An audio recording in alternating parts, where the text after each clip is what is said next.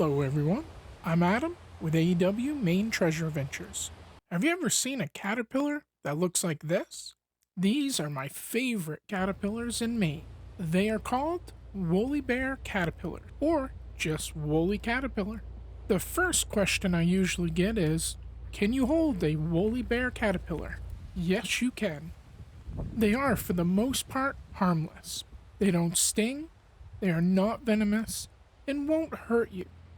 But their stiff hairs might cause mild irritation for some people with really sensitive skin. It's best to let them crawl onto your hand rather than trying to pick them up.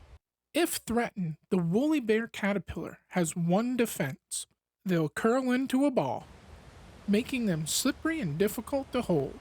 These guys don't change into butterflies.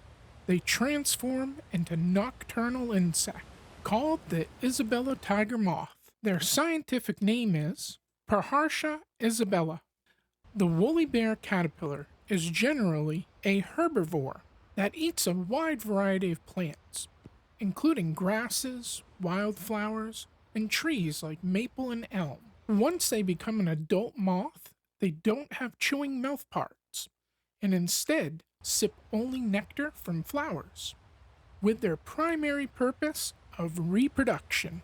Their life cycle involves 4 stages: egg, larvae that become woolly bear caterpillars, pupa, and then adult moth, typically with 2 generations per year, featuring a unique winter survival strategy where the caterpillar freezes solid to emerge in the spring, pupate, and become a yellowish orange moth to mate and lay eggs.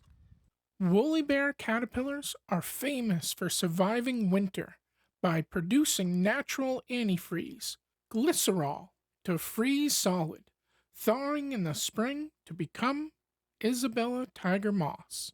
Their fuzzy bristles deter predators. It is important to avoid warming them up. If you find them in the fall, they are preparing for winter. And most importantly, never bring them inside to warm up, as this can prevent them from metamorphosing into moths later. It's starting to sound like the 3 crucial rules for caring for a mogwai from the movie Gremlins. 1. Keep away from bright lights. Sunlight kills them. 2. Do not get them wet. Water causes them to multiply. 3. Never feed them after midnight, as this triggers their transformation into mischievous gremlins. The lifespan of a woolly bear caterpillar varies significantly depending on the species and climate.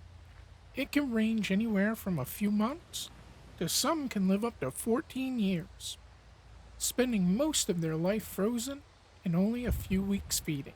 They even have their own wives' tale. The woolly bear caterpillar's old wives' tale says its black and brown bands predict winter severity. More black means a harsher, colder, snowier winter, while a wider brown-orange middle suggests a milder winter. The length of the black bands can even indicate the number of cold weeks, with the bands representing the 13 weeks of winter, as the woolly bear caterpillar has 13 body segments, matching 13 weeks of winter.